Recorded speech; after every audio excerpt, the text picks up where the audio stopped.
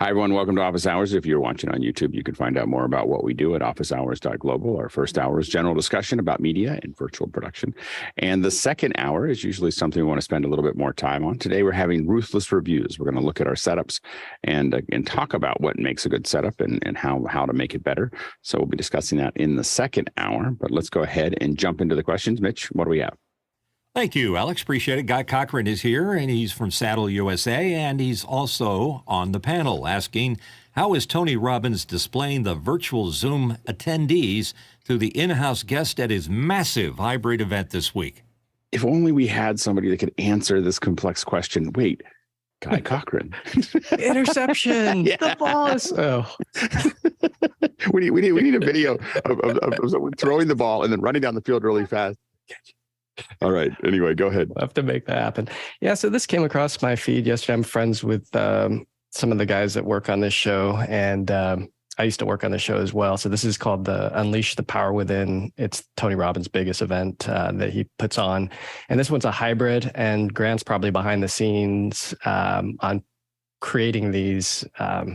Make this a little bit bigger. Well, let's zoom in.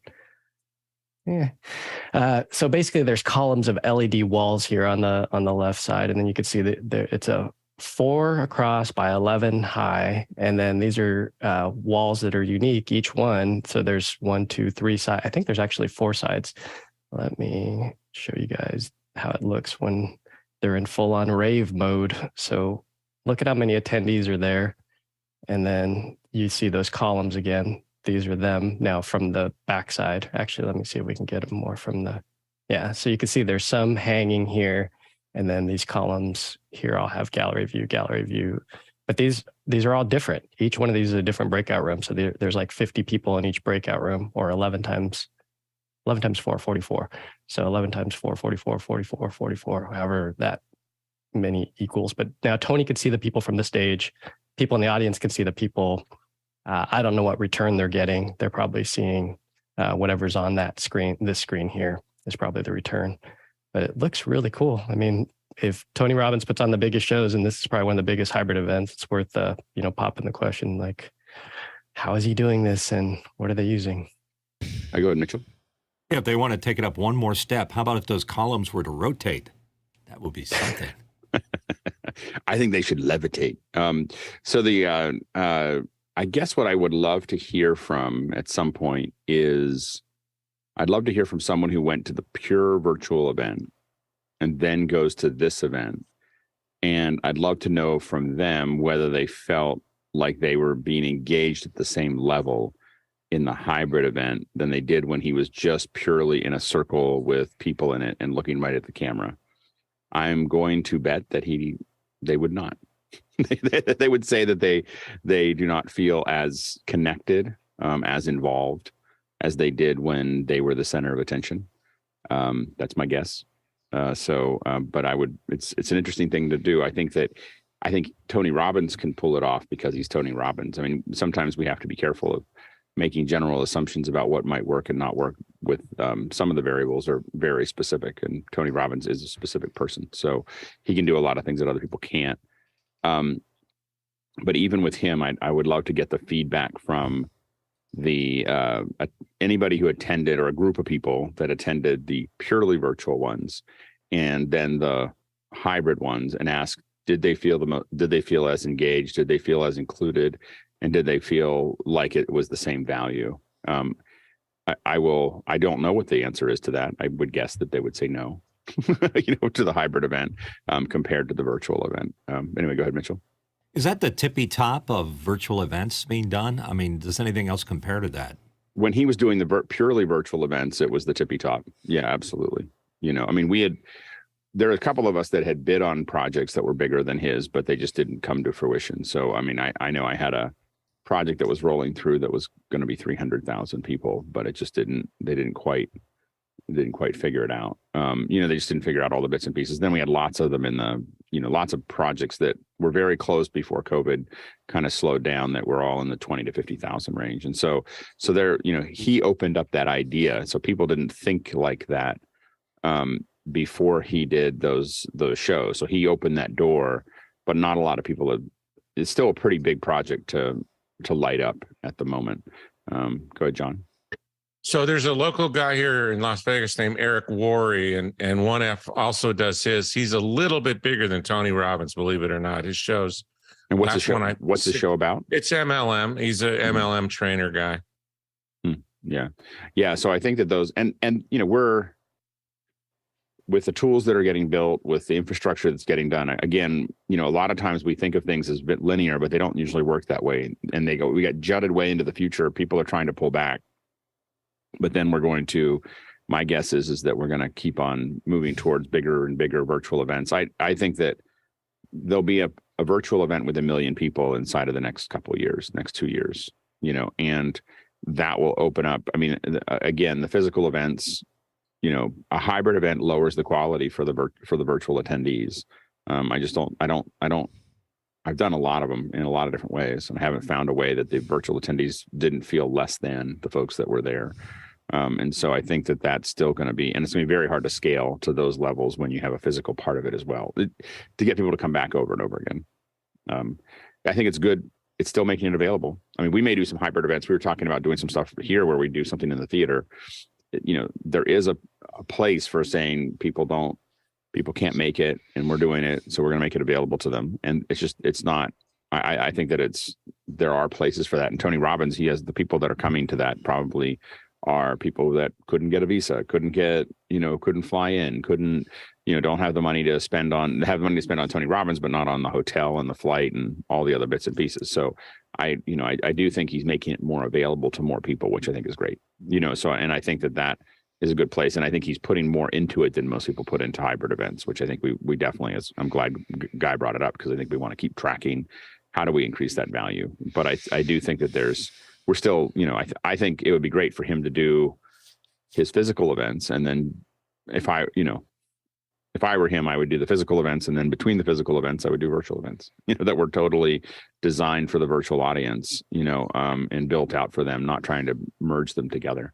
I think he would end up with a larger amount of long-term value and he could develop something really amazing that way. Go ahead, Tim.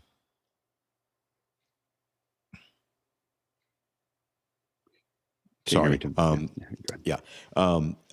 I think these events, obviously, they're for people like me. I do hybrid all the time, of course, and I don't do it very well, or we don't do it very well. It's not that, but I think it's really important for us to see people pushing the envelope like this, and what are the techniques that they use? What can we learn from them? And I do think this whole field is evolving. Like, everybody's trying to figure out how to make this mix better. It'll never be great, but I think it is. Like, if I look at that, I think it'd be cool to be either place, hybrid or, in person. It kind of seems like it'd be pretty exciting. Go ahead, Guy. Yeah, it was interesting. I went to a church of a different faith than I am down in San Diego a couple weeks ago, and it was interesting to attend this session because it was a satellite facility. It was huge. I mean, massive. So the church was in Vista, California, but I was in Escondido with about 160 people in a room, and we were watching this guy live on a 16-foot screen. And so larger than life dude. And I'm like, wow, this is real time, and the quality is amazing. So when you look at SRT encoders that could send the signal 422 4K, I mean, it's like bananas what you can do these days. And then you can send a feedback, and that could just be Zoom of the audience. So you can see what those guys are doing. So you can say,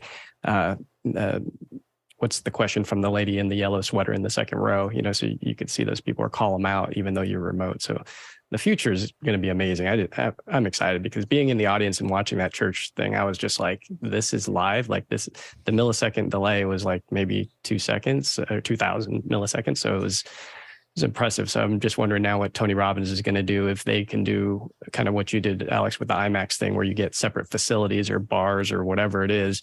And now you're able to have people show up in a physical location. So maybe the Manila, Philippines has the Tony Robbins event, but now there's only 150 people at the satellite location. But now we could call them out and say, yellow sweater girl in the second row in the Philippines, or table 28 or whatever, however you want to call them out. Yeah, and that's the key, is the call outs, is having you don't even have to have interaction to some degree. It is a when an artist gets up there and goes, "Hey Pittsburgh, like it's good to be here." They're not having a conversation with the with the fans. Now, where it gets tricky is, let's say someone is standing up on a stage and they want to do something like a call and return. That's where where latency becomes a big deal. So if I want to sing, do the kind of the Queen thing at Live Aid where he goes blah blah blah blah blah, and then the band and then the fans sing back to them. When they're singing and they put their mic out and do that, that's where high latency looks like our birthday, singing, and so that's where you want to tie that latency down to almost zero to make that work, and you can really feel it. But I think that, so the interaction becomes an issue, but I think that for the most part, being able to say, I see you with the yellow, hat, or I see you over there. Hey, you with the, like whatever. Then people realize that it really is. It's not just a video. They're really singing to them. So it can be done. Again, the latency is the thing, and we can solve the latency. It's just there are not that many solutions at the latency that a lot of us want, that we know will create that experience. And that's always the challenge. So, but it can be done. It's just expensive, so it just depends on how many people are at that satellite is really the question, and how much are they paying, so next question. Douglas Carmichael is here with a question. The Pro Level 1 Button Studio prominently mentions the Panasonic LUMIX Camera. Why was it chosen, and wouldn't a Blackmagic design camera be an easier choice for any streaming down the road because of its shadeability and ATEM integration? Go ahead, Guy. Yeah, it was really coming down to the lens option, because on the full frame cameras, the 24-70 is what we needed, and that lens is like $1,900. And then on the RF version, I think it's like $2,400. So the camera package, when you go to Micro Four Thirds with that Lumix 12 to 35 2.8, is like a $700 lens. So it's just a cost thing. But there's also another factor. Here's a behind the scenes picture that was just sent to me. Is that this camera has 4K SDI out for $2,000. So the secret of the one button studio, not secret, but one of the things that we do to position the person is we zoom around in frame in mimoLive. So they push a button and they could move around within the frame and put themselves where they want. And then the other thing is, you'll notice here that there's only one cable coming out for power, and that's power over Ethernet. So a couple things over the Blackmagics is PoE, and this way we could control this camera. And now you're seeing, this isn't released yet, but the way that we're doing this now is that camera is now inside of that 24-inch prompter. This is that big prompter that a few of us have picked up. This is the Prompter People 24-inch. We just got it in, and we're trying to figure out how to mount it. But yeah, the one button studio is getting pretty crazy looking. But yeah, this is the presenter view. You can see the prompter from there. Actually, here it's a mess, but this is what it's. we're kind of in alpha mode as we come out with a few things. But there's the BGH1, and then it's in the prompter. And then we're going with a traditional green screen, going with some Felix lights and a new console. But yeah, you can see that that's the reason. I mean, I want to step up to a red, or I want to call it the red edition and go full frame, but that RF lens is, again, it's $2,400. So the reason why we chose it is, again, 4K SDI versus the Pocket Cinema cameras only do 1080 out of the HDMI. And we didn't want to have to convert it because this goes into an Ultimat. So this goes into the Ultimat 12, which I think you can see on the desk. Oh, it was right there. I don't know where it's at, but it's probably it's probably racked out. But yeah, so hope that answers the question. And enjoy. Yeah, Mitchell, what's that monster pole you have there that everything is attached to? That's awesome looking. I think it's just it's like a Big Chief 4 monitor. Yeah, I haven't been in the office, to tell you the truth. There's another guy that's engineering and designing all this. So I think it's the Chief, and then it's a 4, but with a clamp on it. And then I think that this flex tilt head is made by those guys that make the sliders. Starts with an E. I can't remember the name of Autochrome? Autochrome. Yeah, I think that's an Autochrome flex tilt head, so we can move that up and down. It's great. So, and then in the prompter, I don't even know how they're mounting this whole thing. It's a lot of weight. I mean, because that's it's hard to see in this picture, but this is the glass right here. So it's a trapezoidal shaped prompter. Actually, you can see it in the wide shot. Yeah, it's kind of hard to see, but this is the trapezoid. I need some kind of mouse pose or something to better mouse to move this. But yeah, a person's head is going to be like full real size, life size in this. So when you're looking at it from the presenter position, if you're standing there and you're looking into this prompter, their head's going to be as big as you're seeing them in real life. And then this is a Wacom tablet right here. This is a 21-inch or 20-inch Wacom, so you can actually telestrate over the top of whatever you're showing. That's great. Pretty cool. It's all coming together. I'm excited to see this one. It's called the version 4. It's almost done. Oh yeah, there's the presenter position with the Wacom with the mimoLive. Yeah, that's the other thing. It's mimoLive that creates these buttons and the interface. It's fantastic. Yeah, we built one much simpler than that. It didn't have so many monitors. It didn't have a Wacom tablet, but it was a box on wheels that you could roll into an executive office and just push a button, and the whole thing would just rise out of the thing. And it was a teleprompter, and we had vacuum packed, in this case, a 920 behind it. This is maybe 10 years ago, and there is something about a big teleprompter that makes a difference. It really engages them to see. Ours was 55 inches, so people were really big, but I think that having multiple monitors makes a huge difference. What did that weigh? So much. We only had to take it out once, and then it was on the ground. It was like 400 pounds. I think it was something like that. So it took a couple of us to get it out of the truck, but once it was on the ground, we didn't pick it up again. Like it had really nice wheels. So anyway, it was a little project for one of our corporate clients. They built like 4 of them, and that was it. Anyway, next question.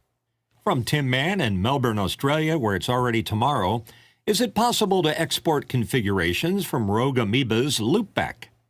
I go, Jason. Yeah, it is. It's a bit of a hack, but if you go into your Finder and then hold down the command key, you get to Library. From Library, you get to Application Support, and then find Loopback, and you'll find devices.plist and then recent apps plist. And what you end up with, these plists, of course, are just text denoted configurations. So you can copy and paste between them with limited success, assuming that they're in fact the devices are the same. You still may have to remount some stuff, but yeah, more or less it should work. That's the geeky. I was going to say no. No, you can't save it. So that was really good. I have one follow-up question for Guy before we jump forward. Hey, is that Ultimate the new Ultimate that came out, or is it? And so it's a 4K? We're having an issue with it because we're doing key fill, and so we need some kind of sync, some kind of ref. That's the last piece of the puzzle, because we had an event and we had to rip it out. We had some guests come in for a nonprofit show, and we had to rip it out the last minute because there was like trailing going on. It was very subtle, but enough to say pull it. Yeah. It doesn't look good. But the key when they're standing still is like so superb. I mean, it's a 4K, right? It's a 4K, right? That model, is it the 4K? Yeah, it would have to. Oh no, I think we're using the HD one. Okay, I'll have to go look at that. I don't know if we're using the 4K or the HD one, but yeah, the key just looks superb. Yeah. It's stunning. Yeah, I'm happy with it. I mean, I want one myself. I want to replace this background behind me and be able to throw up whatever I want. Yeah, we just did one with a physical set, and we very carefully, when we finished the physical set that we built, we very carefully took a image, just a raw image from the camera, to make sure that we still had that set. Like I spent a lot of money on that set, so I was like, we shot the close-up with it. We shot a wide with it so that we could use it with Ultimate. The idea was that we would, if we're going to have a set, if we're going to build it out, we're going to take an image that makes it work. Next question. Next question is from Chris Widener in Lafayette, Indiana. Chris asks, can you go machine to machine on Thunderbolt? Any recommendations for a Thunderbolt networking switch? Go ahead, Jason. So the Thunderbolt networking switch is actually Mac OS, and yeah, you can. If you go into a Thunderbolt bridge, you don't actually need to set the IP address. That will be handled by Bonjour. As long as it's set at the top of the networking stack right here, and your sharing is set correctly, it will absolutely work. You don't need target disk mode or anything fancy to make that happen. So yeah, pretty easy. Next question. Next question in from Tim Home in San Lorenzo, California. Tim asks, is anyone using OBS on an M1 Mac successfully? If not, What is your choice for a software switcher for this type of machine? Yeah, go ahead, Guy. I hate to bash on a product, but back down to the previous version, 20. It's not ready for prime time, but I like mimoLive. It's a great product. It just costs money. So mimoLive, Wirecast, I'm still on the fence with. I haven't banged on it hard enough. On the PC side, I have, but not on the M1 yet. I have it installed. I haven't had it. Wirecast needs to have SRT input for me to fall in love with it. And mimoLive, you can do SRT out. I'm trying to work with those guys to get SRT in that app as well. But it's a fantastic app. So that's what I'd be looking at. And you can pay a monthly on, I think, both those. I know for sure you can on Wirecast. It's just, they're stable. I would rather say pay the money than try to use OBS and have it bomb a show. It's worth the $40, I think it is, a month or something like that. Good, Nigel. Depending what you're doing, I'm an eCam fan. I wish they would add video ISOs, but they actually have audio ISOs at the moment, which is really good for post-editing. So that would be another option. Let's go to the next question. Tim Mann from Melbourne, Australia again. Recommendations for an easy-to-use multi-track DAW or digital audio workstation. Go ahead, Jason. This is really a matter of taste, but I think all of the main ones are actually pretty easy. I've had good luck in the past with Logic. Pro Tools is a little bit more of a learning curve. I also really like Audition. It's just my training in radio. John?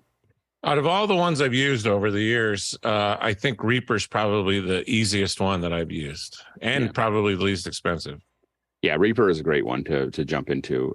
It'll go a long way. I use Logic for almost everything, and it's mostly because if I'm going to learn keystrokes and how to do things quickly, I just want it to be in one app. So Logic does all the things that I want it to do, and so as a result, and it's less expensive than Pro Tools. And so as a result, I chose it, and then I just hunkered down, and I figure out how to do everything inside of Logic, as opposed to trying to learn different apps all the time for $300 at one time. And if you're an educator, for $200 for all the apps, it just makes more sense to just get that. Go ahead, Mitchell. Yeah, I'm with Jason. I'm an old-time radio guy, and Audition is my cup of tea. I did use Audacity way back when, but I ended up with that, and I don't want to make a change at this stage of my life, so I think I'm stuck with it. That's exactly why I did Logic. So I made the change a decade ago, and it was just like, I'm just going to learn one thing. And I'm still not very good at it, but I'm better at it than anything else. Next question. Chris Widener, Lafayette, Indiana, asked, I feel like I'm missing the obvious, but 16-hour production days can do that? But how do you specify the interface for NDI on a Mac? I want to go through Thunderbolt from an ultrastudio to my Mac Mini. Go ahead, Guy. I'm not sure if that's possible. So on NDI Access Manager on the PC, you can actually specify the Ethernet adapter, which is something that us Mac people are begging for. What I'd be curious is if you could do this, which is set the service order. So down in the bottom, there's these little 3 dots with a pop-up, and then you can drag your Thunderbolt bridge, up to the top like that. And that would maybe force it. I don't know. There's also some stuff that you could do with the firewall settings to tell which ports, which are in the 5,000. I don't know the exact numbers off the top of my head, but there's some port numbers for NDI that you could specify and force it that way. Go ahead, Jason. Yeah, Guy kind of got me onto the right track for this one. Yes, there is a way you can modify the network stack, that the plist, and force it to use what NDI does. But oh boy, can that get hairy because of the way that NDI by default wants to use 127.001, right? Next question. Next question from Tim Holm in San Lorenzo, California. What audio editor do you use for a quick stereo edit? Good, Jason.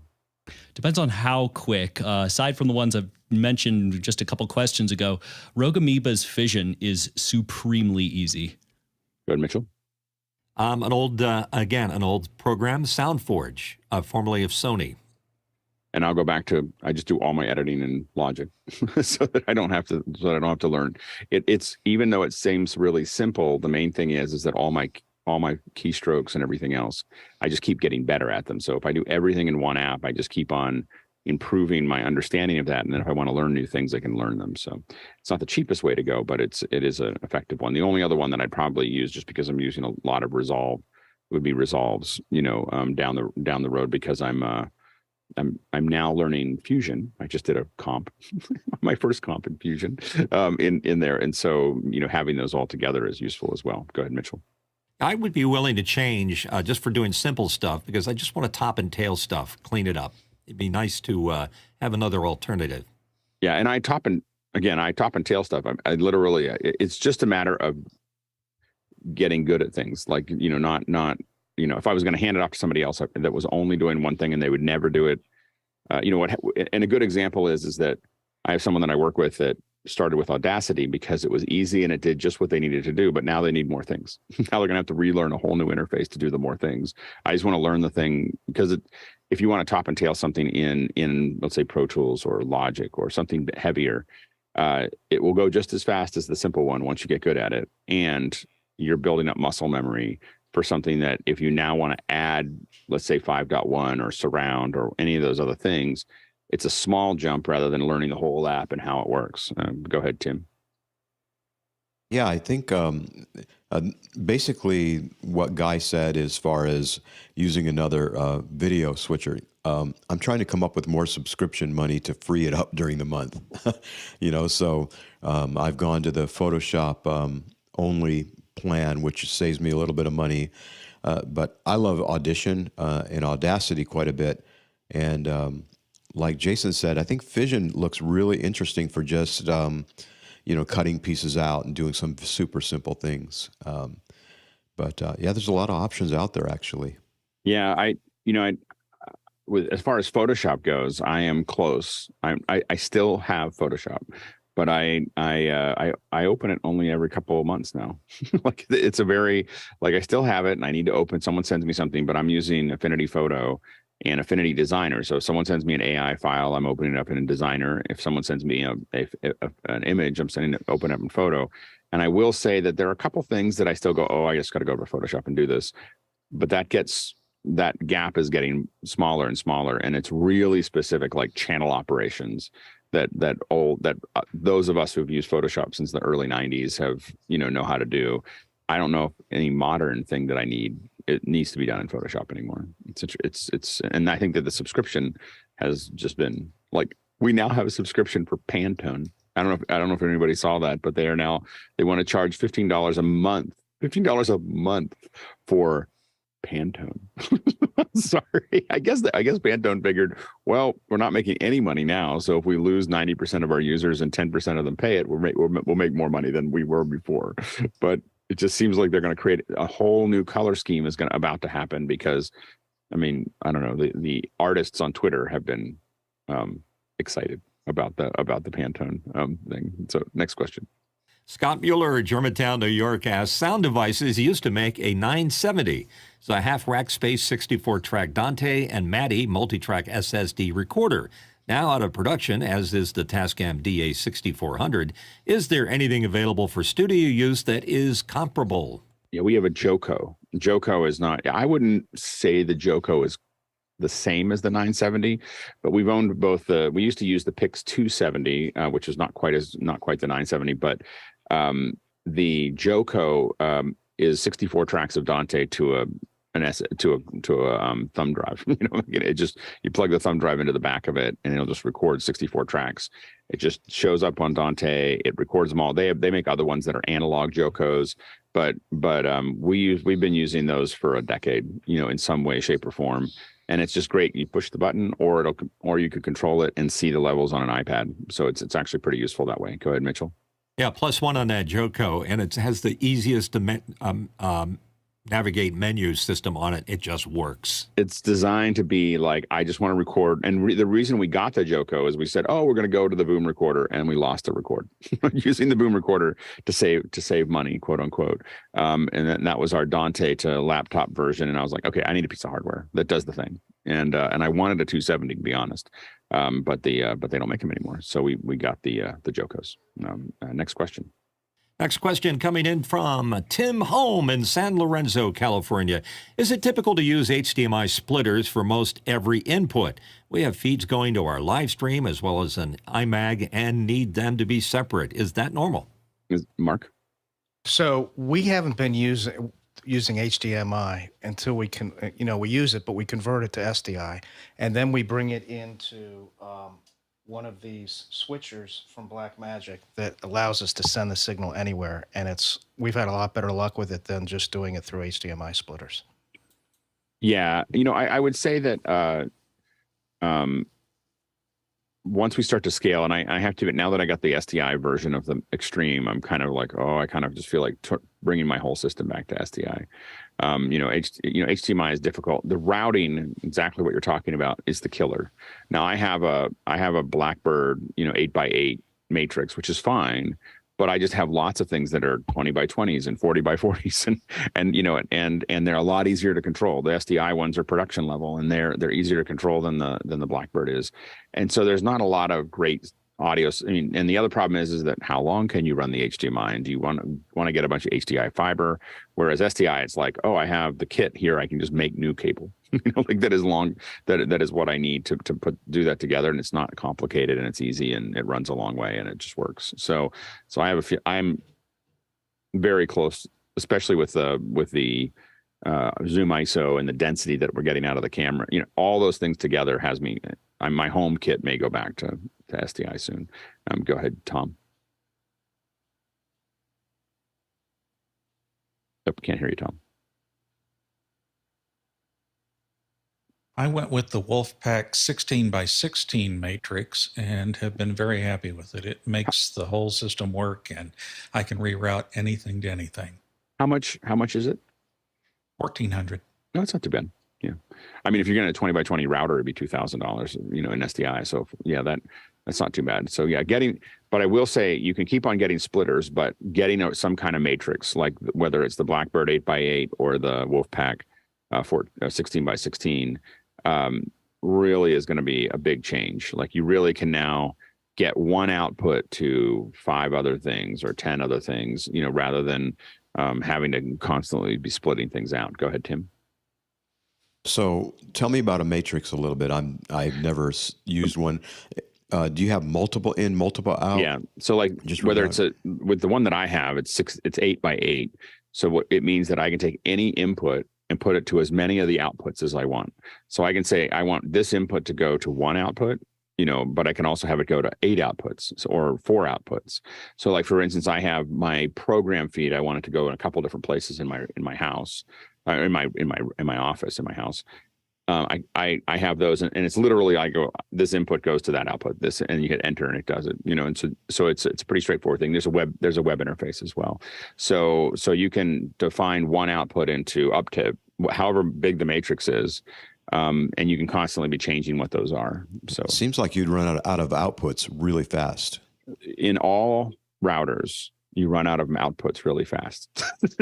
Like you have a certain number of inputs in all routing, no matter how many. If you have 144 by 144, you will figure out a way to run out of outputs. Like it is outputs is the thing that gets you, because a router is like a bag. You'll just keep putting things into it until it's full, until you can't put it. No matter how big the bag is, you'll fill it up, and that's why it's important to have routers. So we have, like, even for small events, I'll take a 40x40 router to the event, and no matter how small the event is, how big or small, but even a small event, I'll figure out a way to use all those outputs, and suddenly, because what happens, you go, I want another monitor over here, I'll just put one over there, and I want this over here, I'll just put that over there. And what you don't end up with is a big nest of splitters, which is, I think Mark Zuckerberg posted an image long ago at F8 of all these splitters that were all just in a nest of cables, and that's just from not having enough routing. Go ahead, Guy. Yeah, I have a nest of splitters. Yeah, so this gets you past it. So whether it's an 8x8 or 16x16, if you can afford the 16x16, I would go with that.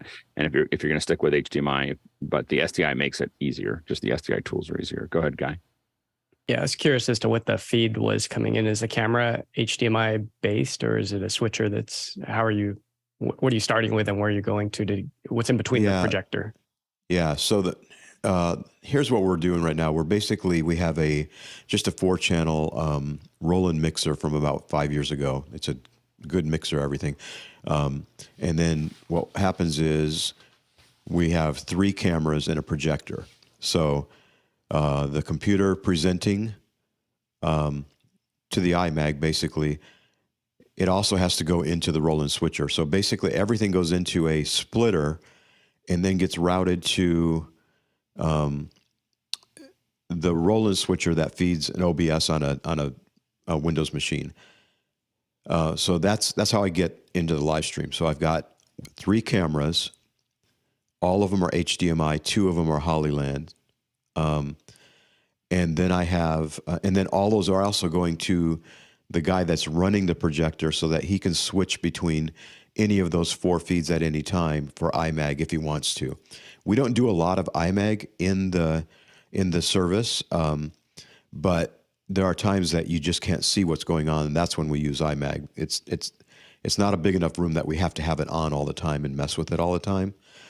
So it's just selective. So if we have someone maybe giving a talk into the corner or something like that, we'll maybe do the iMaG on them. But we want. See, I think by sorry to interrupt, but I think by introducing anything in between, you are going to start to see the latency. So what you're doing right now with the Roland is perfect because you're not getting any additional frames. So the second that you start converting things, you're going to start to lose frames. And for iMaG in-house, if the person's on stage and the screen's behind them, you're going to see their mouth differentiate. So that's where the Roland switchers just rock and your workflow is good the way it is. I'm trying to figure out though, if there's something that you can get that's more solid so that your HDMI splitter isn't a failure point. You basically want to get a good one. You don't want to just use like those $20 Amazon ones. Oops. Yeah, and I think that the matrix that we were talking about it's very low latency, so I mean, I don't know if there's almost any latency in the matrix there. So because it's not doing any conversion. So it should just be routing it. So but I think that you'd find that an 8x8 or 16x16 HDMI router or matrix would improve your situation dramatically. Any brand recommendation on the lower end to get started? I'm using the Blackbird, which when I bought it was $800. I think it's now down to $500 or less. And then and then the 16x16 that Tom recommended is I think $1,400. Tom, is that right? Right. It's the Wolfpack, and it looks like this. Let me cut over to the web interface, and so you can decide. Here are all my ATEM inputs except for number 1. My camera goes directly into number 1. But I can reroute anything to anything. So I could take this output and click on it and decide, oh, well, I want my PTZ camera to go into that. And I just reroute it. Great. Yeah, and that's the big advantage. Go ahead, Stefan. Yeah, just a question. What is iMaG? I just thought it was a typo and it says iMac, but it's something different. No. iMaG is it's the image that we put up on the side of a stage. So if you've got images up on either side of the stage, or if you've got, and it's the return from the cameras that are in the room so that people can see the people on stage more clearly. And that's usually just referred to as iMaG. I actually would love to tell you that I know why it's called iMaG, and I don't. Image magnification. Magnify, image magnification. There you go. Yeah, so it's iMaG. So, but that's what it is. Next question. Chris Widener from Lafayette, Indiana. Recommendations for magnetic cable clip routing attachments for a car temp install that won't scratch the paint. Go ahead, Mitchell. I would try to convince you that because cars are not all made from a ferrous material that's magnetic, like aluminum or fiberglass or plastics, that you consider using a suction mount. You can pump it up, you can put it on the windshield, on the side panel, and they hold pretty well. You go ahead, Mitchell. Go ahead, Jason.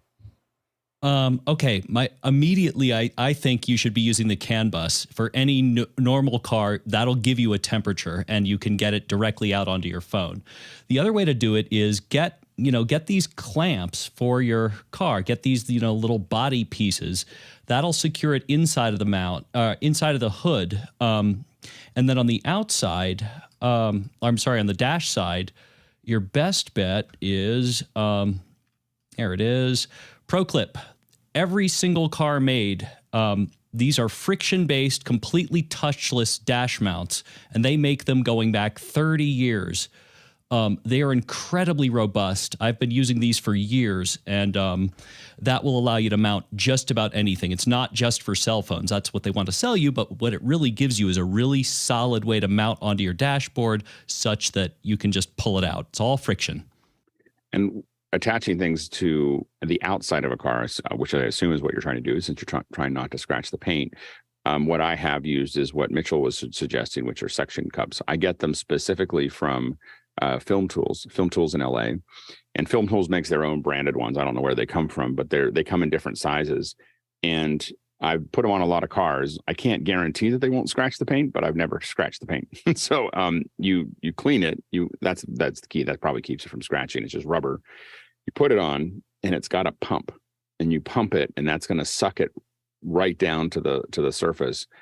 It really becomes part of the car. Like I have lost cameras off of the mount. The mount stuck to the car. The camera was on the the mounting, the mounting from the suction cup to the camera is what sheared off. It turns out if you take a theta and you make it like a front facing, which is what you think you want to do, you think that, oh, it's so small, it won't catch enough wind to rip off. At somewhere between 55 and 60 miles an hour, the theta, the quarter 20 in the bottom will shear, and the theta will bounce off of your windshield and end up getting run over by a truck.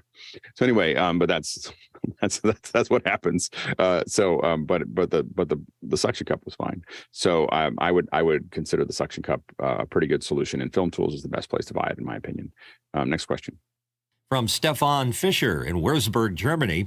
Basic question. I wonder how a shutter speed of 1/60th synchronizes with 24 frames per second in good old times of film. Go ahead, Stefan. Yeah, maybe a kind of stupid question, but I stumbled on it because I found a translation glitch in the software of the ICAM of the 360. And then the question came up: how do these two things synchronize? The 1/60's shutter speed on one side and 24 frames per second on the other side. We usually don't do that. We usually think about in percentages of, or we think of it in angles. So at 1/24th of a second, we usually are thinking like a 180 degree angle, which would be 1/48th of a second. So that's a 180. So that would be what we would normally think of as that. Or you might go another 90 degrees or whatever, just 270 to simulate a 1/4. But so 1/48th would be the typical solution for 24 frames per second, not 60. And I wouldn't synchronize it to 60 because you only see the flickering. Usually with lights is where we see flickering if we turn that up, but that's usually if the shutter speed is higher than the frame rate, or the shutter speed is higher than the frame rate. So if the shutter speed is slower than the frame rate, you shouldn't see any flickering. So we see it like, for instance, if we have a 60 frame, we have a 30 frame per second or 60 frame per second show, and we're doing it in Europe specifically, and so the lights are now cycling at 1/50th and our shutter is at 1/60th, we have a problem. So it's and you can see the lights bouncing, whereas if you're at 1/48th, you shouldn't see it because it's cycling slower than the lights. So that typically we don't have to worry about it, and we don't usually do a 1/60th shutter speed for a 24 frame per second. That would be a very unusual setting to do that. I'm not sure why I would do that. Is that something you saw someone actually doing? No, I just wondered about these two figures and how they kind of fit together. Because the shutter speed, of course, is how many times that shutter is theoretically opening and shutting, right? So it's and so it typically is twice as fast. It's 180 degree shutter is typically twice as fast as as whatever the shutter rate is. So it's a multiplier of that. This gets more complicated because, for instance, if we're like, one of the things that we've been experimenting with is shooting 120 to deliver in 24. Now, in that case, we tend to put the shutter speed at a 360 degrees or 1/60th. So we're setting it, or sorry, yeah, we're 1/20th. So the shutter speed though is equal to in that case, the shutter speed is equal to the frame rate. And the reason we do that is we gain half of our light back. So it's just the same as shooting 60 frames a second. And B, for some reason, the conversion from 120 to 24 looks better if we have just a little bit more motion blur. Because what we're doing is we're using all the other frames around it to interpolate the motion blur back to 24. And what it allows us to do is have 120 frame per second solution, but still deliver for legacy formats to 24. Next question. From Harshid Trivedi from Daytona Beach, Florida, and right here on our panel, for someone who might be just entering this AV world, how would you explain what loopback is? Good, Jason. A loopback is a visual way to control which apps you hear, which apps hear you, and which apps hear each other in real time. You go, Tom. I would define it as you're defining inputs, filters, and outputs. Now, filters can be anything from just a fader, or they can actually perform some other function. But then you can redirect any of those inputs through any of the filters through to any of the outputs. And I think that I would say that it is a software-based system-level audio routing tool from inputs and outputs. Next question. Next question from Stefan Fischer in Würzburg, Germany. Stefan asks, has anyone made it into the new AI-powered podcast tool? Any experience to share? Can you tell us what that tool is? I don't even know what it is. One of the panelists, I think of last week, mentioned it. So you can register at the website of Adobe. It says podcast.adobe.com, I guess. Oh, right. And put your name on a waiting list. And they, talk about some AI-powered tool to create podcasts. It'll be interesting to see. I haven't got in, obviously. So as soon as someone gets in, let us know, and we'll love to have a review. Maybe we can see if we can find somebody on their team to come talk to us. Next question. Douglas Carmichael asked, Disney on Ice is coming to the TD Garden Arena in Boston. How do they manage changing the arena floor from a solid floor to an ice rink and back quickly? And where would you put front of house for such a show if you can't put it on the center of the room? I don't know where the front of house goes. I think it's in the center area. So I think it's not on one of the ends. It's on one of the sides. And I believe it's on the side with the cameras. That's where the front of house is. They do it for hockey. So the Disney on Ice thing is not a big thing. It does take I think it takes a couple days to get the ice frozen and then appropriately managed, but with the Zamboni. So it has to get cold, it has to get filled, it has to get cold. It's only I think about 3 inches deep, for the ice. But they, obviously they do it for hockey. So it's not a huge deal for them to do it. And again, I think it takes either 2 or 3 days for it to be to where they need it. But I could be wrong. That was a long time ago that I had to deal with that. Next question. Brett Bilal in Appleton, Wisconsin. The 18-inch LED panel key light at my desk makes me look like a ghost on continuity camera, even at its lowest settings. Minimal natural light, but using a 2x 32-inch display, which also bounces harsh light off my face. Is a giant softbox my only answer? I'm thinking about that a lot right now. One of the things that I'm finally going to not do the big change of my studio at home, but a fairly significant one. I'm going to tear everything out of the room and put everything back. And one of the things that I'm looking at is building just a 10-foot long, 3-foot high frame that I'm just going to put diffusion onto. And then I'm going to put lights behind it so that I just have this long, large diffuse frame. I'm going to see what that looks like. And then I'm going to put little black shutters that I can kind of move them in and out to see, to control it on the inside. And so we'll see. I think that you can build, a lot of us, when we really do large, it's not really a softbox, but we build 4x4 diffusion, these big panels, and then we light those from behind. And that's a pretty common way for us to approach lighting. So that might be another way to think about it. Go ahead, Tim. Yeah, if you're looking like a ghost, that means it may be doing something with the shutter to overexpose your face or overexpose whoever it's pointing at. You may need to light the background a little bit, bring the light up in the background so that it shutters down a little bit more. It feels like it's seeing something, and then there's more that it's looking at, so that it's getting some kind of automatic setting that's kind of messing you up. Let's go to the next question. Douglas Carmichael asks, in an artist technical writer, it mentions that the artist may be traveling overnight after each show. For those that tour, how do you find places to sleep during the day so you aren't tired when driving at night? There is a great video, I don't know who made it, on YouTube about what it takes for a tour to work. And it's like 20 minutes long. It's gold. So I don't know, maybe someone can find it, but they just describe the whole thing of how the crews go in, how the crews go out.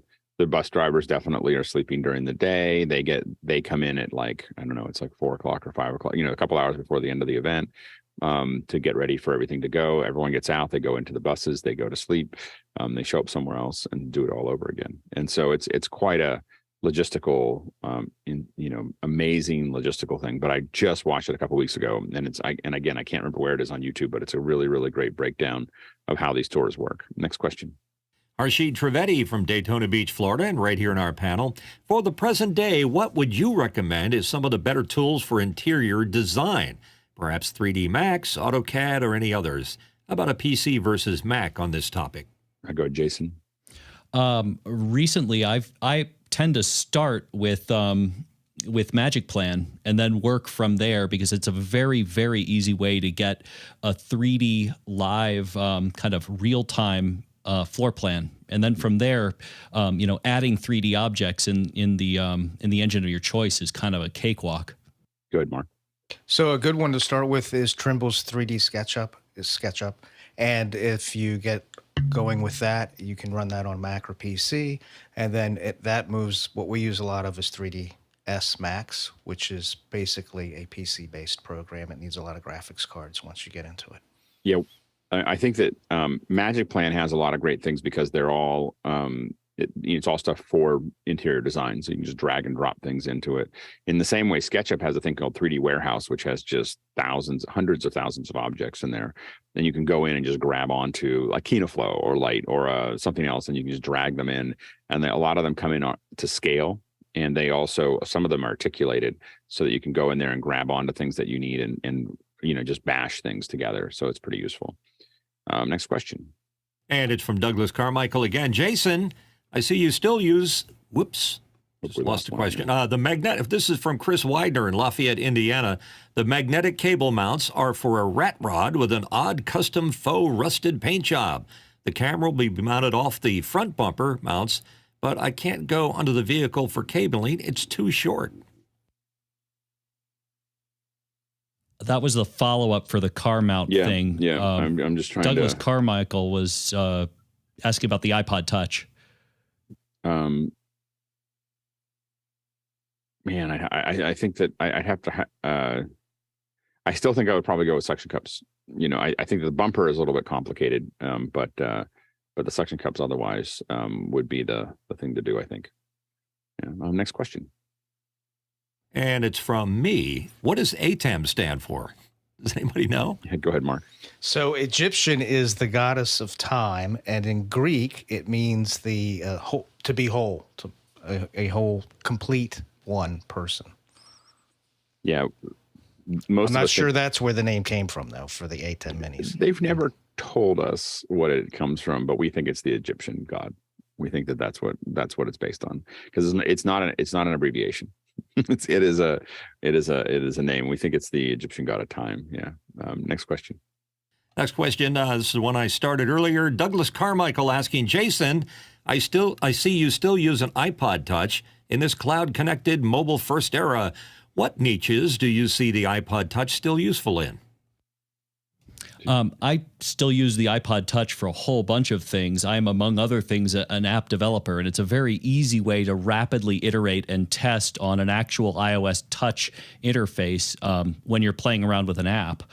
also, they are my glue. They are my remote controls. So, there's one, on my coffee table, and it's my remote control. And, there's one on my bedside table because I just don't want to have to deal with finding my phone. I think they're still one of the most useful things. Well, not made anymore, but they still run somewhat current iOS. So, yeah. We used them for a lot of glue. So it's a where we've now we're stuck. We use them for tying things together, clocks, little services, and so on and so forth, Unity comms, that kind of thing. So those are things that we've used them for. They're super useful. Go ahead, Guy.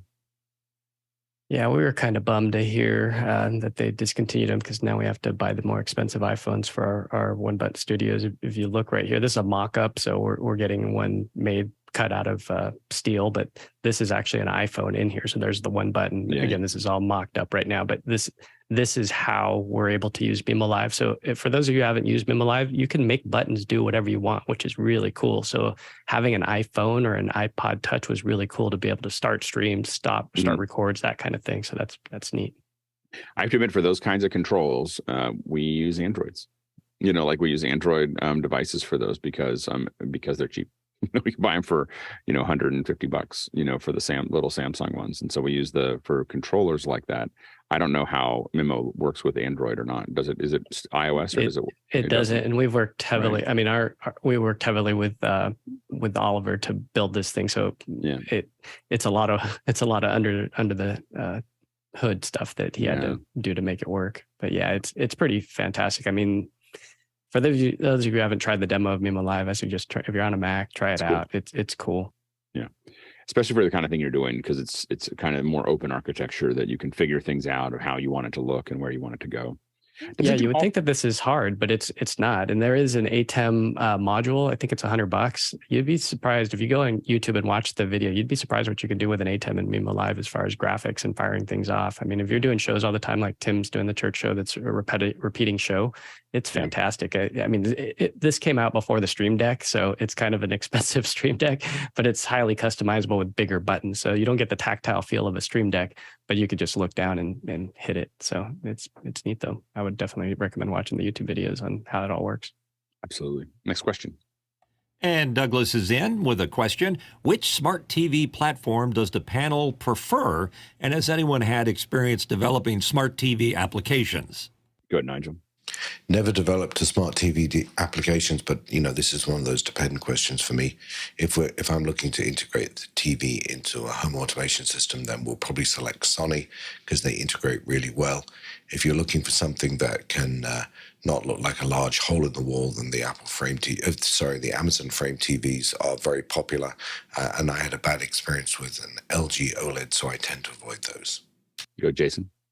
To me, a smart TV is an oxymoron. What I want is for the interface to completely go away entirely. I have for a couple jobs had to kind of do a dirty Java port onto a TV, and it is I wouldn't wish it on anyone. Good, Mitchell. Like the Sonys, I agree with Nigel on that. My upstairs Sony has Android, and I think the big OLED does too. I'm not a fan of smart TVs, but if I got to use one, that was a pretty good choice. Yeah, I have to admit, I don't know what any of the features are. I mean, we've developed products for the TVs. The problem with the TVs is all of them are painfully underpowered. So I think the experience of having to develop for them and having to live within the limitations that the TVs provide as a mass market tool led us to, we should just have the TVs be dumb and use Apple TVs, and so we just stopped using the TVs altogether. It's more secure too. Those TVs are sending a lot of information home. And so a lot of information. That's why they cost what they cost. So you are the product and you bought the product. It's kind of the worst of all worlds. So we don't let the TV, after building tools for the TV, I will not, I won't let my TV touch the internet. It was for a whole bunch of reasons. Next question. Next question in from Douglas again. Would an M1 Mac be able to manage encoding a 1080p 60 stream in mimoLive along with running an Ableton Bitwig session, or would I need an Ultra? My 2013 Mac Pro can only manage 720p along with any audio application. Yeah, go, Jason. Yes, it would. Yeah, absolutely. All right. Let's go ahead and jump into the second hour. And today we're talking about Ruthless Reviews. We're going to look at everybody's setup. And last time we were listening to everybody's setup. This time we're looking at everybody's setup and making and talking about it. And it's a good way for us to is to really think about what works and what doesn't work in that process. And so we're going to start going through that. So we'll start with let's go ahead and go ahead and throw questions in as we start to do this. We'll go through this for a little bit, and then we'll go through. Then we'll do it. Now we're actually doing this correctly. So if you have things to say for the panelists, it's in the panel view. We've got everybody lined up here based for our back end team has put it together. So we'll start with me. Mine is a temporary setup. As you can see, I tried to be festive. And I added some light ropes back there. I thought that would be the best I could do. This was all set up in about a half an hour. And again, for the panel, you can put your hand up for any given person in the back end of the panel view. Since there's nobody there, I'll say that I'm using the Insta360. So I have the Insta360 here. You might notice that my framing got messed up there for a second. And the reason for that is that I did this. I did something that looked like this, and it automatically went into framing my head. And as soon as it starts framing the head, it kind of overrides everything else you're doing. And I was trying to figure that out. I just figured out where I had to turn it off. But otherwise, I'm still pretty happy with that. The lighting for this is a really temporary lighting, but we have these two lights that we don't know what to do with, so we just use them. But these are the Nanlite 200Bs. And they're really big. So they're really, in fact, I think I can, this is the advantage of having, let's see if I can show it to you here. If we go, this is the pit. There's some guitars. There's the lights there. So that's one of the lights. And so you can see it's a pretty big light. I think it's about 30 inches by 18 inches. Light, and there's two of them there. You can see the second one there. So those are the two big lights that are there. It falls off pretty quickly, as you can see. So that is that's what's lighting me. They're turned down as low as they possibly could go. So they basically are turned until they are on. But I think the drop off is pretty heavy. I do think if I wanted to make this a set, I would light up the background. I started playing with the light cables just to see what they would look like. But I think that it would need more dressing. Go ahead, Mitchell. Yeah, those nan lights are making you have what we like to call TV lighting. I think it looks okay. It's just completely flat. Which is I do like flat lighting. I tend to go TV lighting. So I tend to like, how do we just have big, soft lighting on somebody is usually the direction I go. It makes it easier to, when you stack up a bunch of people together, it makes that a little bit easier to manage. Yeah. So let's go to Harshid. Sure thing. All right. So on my setup, I have, let's see, a mixture of Hue and G light bulbs. Their color is set to cool white in the front, Alice blue above me. I have a nano leaf strip behind me that's set to blue, and I'm using a Brio webcam, and we have turned auto exposure turned off, and we tweaked a couple settings. So I think that it looks like the Brio might be auto focusing to the background. It feels like the background is sharper than you are, just by a little. So I would look at where that focus point is in that. I do like the cooler colors behind you, so I think that looks nice. I think that your face is probably just a little underlit compared to, you're probably not getting quite as much exposure as you could, out of your face. I wouldn't want to make the background any lighter, but your face could probably help a little bit. Go ahead, Mitchell. I know that you've been working on it recently, Harshid, and it's actually looking a lot better than it has in recent times. You've got You got the proper skin tone going. I think the blue in the background has helped your auto white balance compensate back and forth. Alex is right. We need a little more light on your face, but that light on the background is doing wonderful things for your, allowing you to pop out a little bit from what's behind you. That's great. Let's go to the next person is Jason. Just pop into Jason here. All right. So I haven't really changed much. This is a 6K Pro with a 24-70 lens. I have played with the white balance, and my scopes show that the skin tone is better than it has been, and I think I've mostly fixed my You're still saturation. desaturated. Nope. Is you're it? Still, I don't even. Are you using extended video or regular video? I would have to go back and check because I've played around with both. Yeah, it's 6K Pro. I haven't greeked my shirt. Yeah, I you know, it's kind of a endemic for you to have this kind of little bit of desaturated film look. But there's something missing there. so there, you know, it's always been that way. So I can't quite figure it out, but the definitely I would go back and look if you're doing, because if you're doing it extended, you have more tools, but you have to push everything harder in the ATEM. So you do have to shade it up, you know, bump the saturation if you're in extended video. But that's what it looks like right now, is that you're in Should extended. I constrain to video? I mean, is it enough of a big deal? Try going to video. Yeah, we'll come back to you, but try switching your LUT to video. Let's see how it looks. Do. Next person is John Preto. Okay, I've got this is Studio C over here. This is a Heil PR40 into a Sound Devices MixPre 10, and this is a Canon A7. This is A7 III. This camera here. This is fed into an ATEM Mini Extreme. I've got two.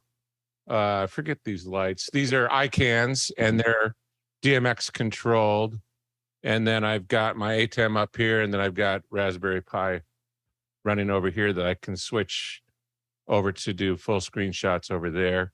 And then I've got an old NDI HX camera on number 7 over here, kind of a profile shot.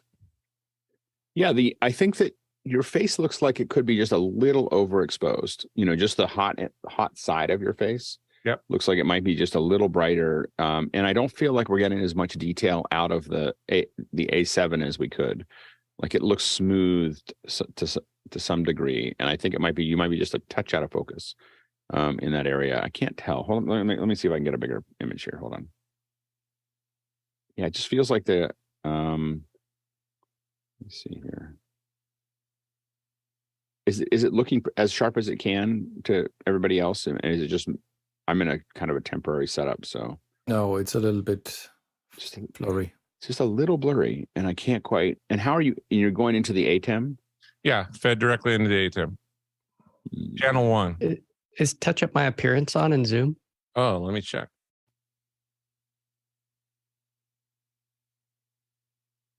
Oh, yep. Try turning that off. There you go. It's off. It didn't make a lot of difference. Yeah, it feels like it's.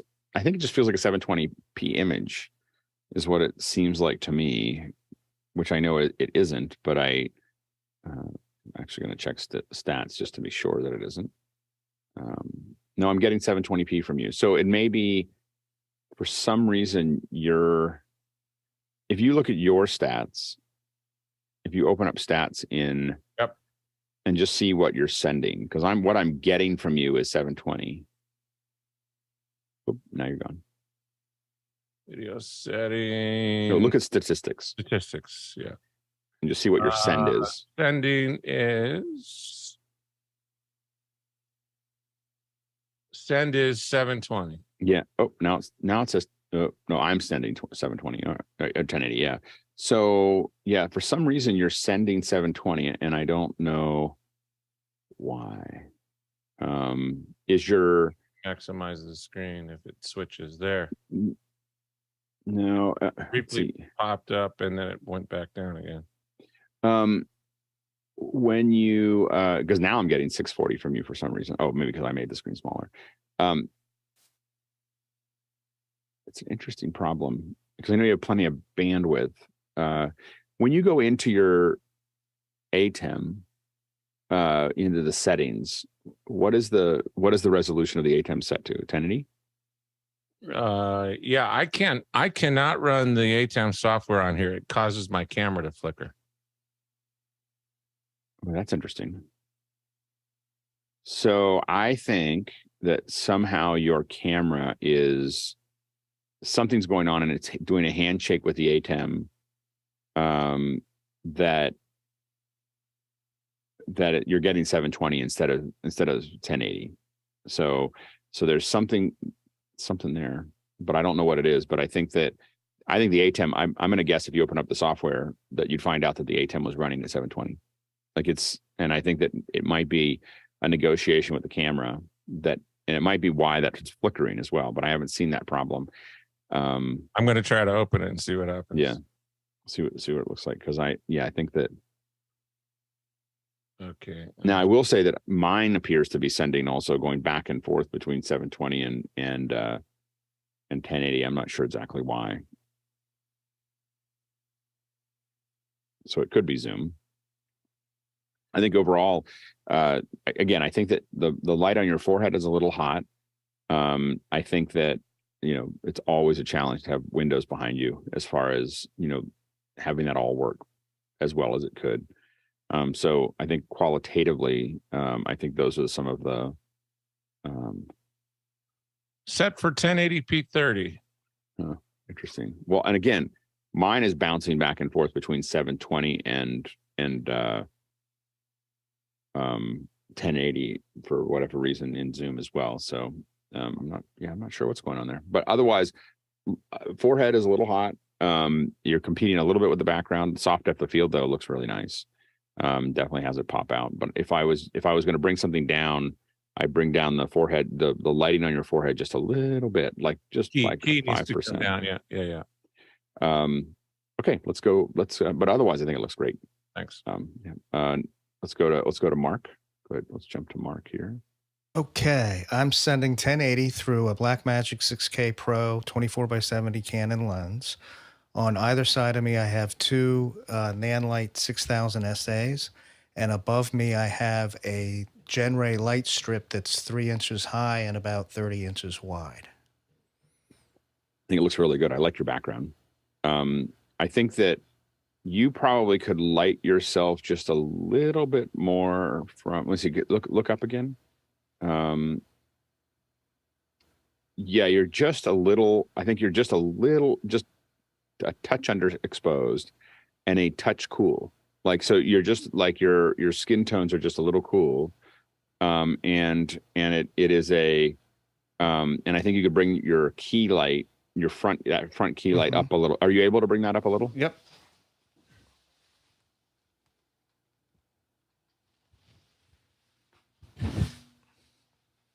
Still, it just doesn't feel like I'm quite getting full range out of it. How about changing the pivot?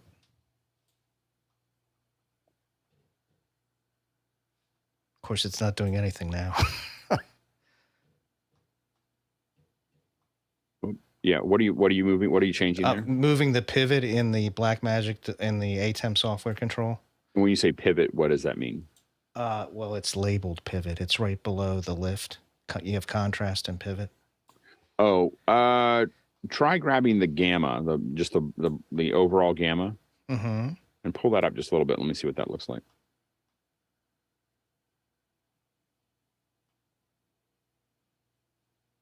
What do you set? What is it now?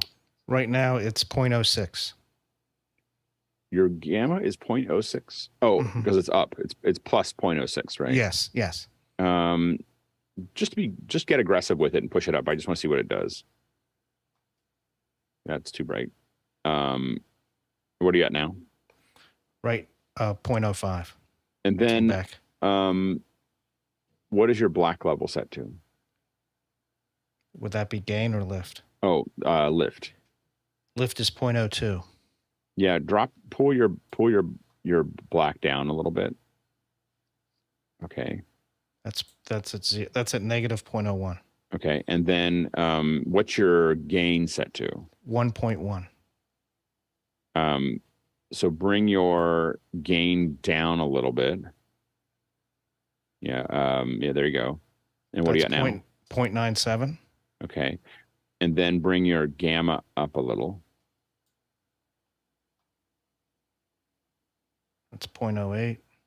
And that's 0.1. Bring your,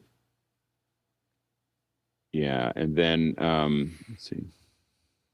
And then just crush your blacks just to see what they look like. Just go down to, just pull it back, just go into the negatives a little bit. Okay, that's too much. What are you at now?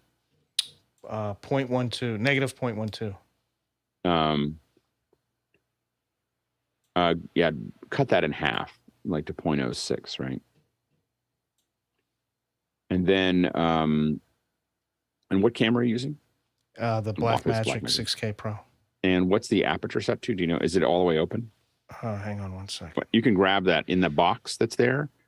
There's the button in the box on the left. Mm-hmm. Just pull that all the way to the top. If it's not already at the top. Yeah, now pull it all the way to the top. So that's at the top, is a little bit to the left side. Okay. And then okay, that's fine.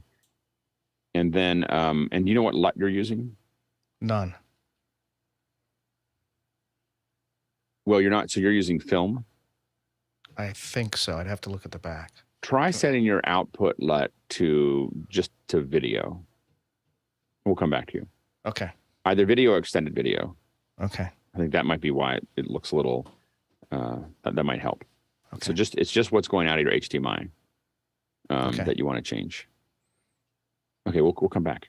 Okay, excellent. Let's jump to Mitch. Howdy. Mitchell Hill. I pardon the hat. I had surgery on top of my head for some skin cancer, so I'm covering that up so I don't shock anybody. But my setup is pretty easy to follow.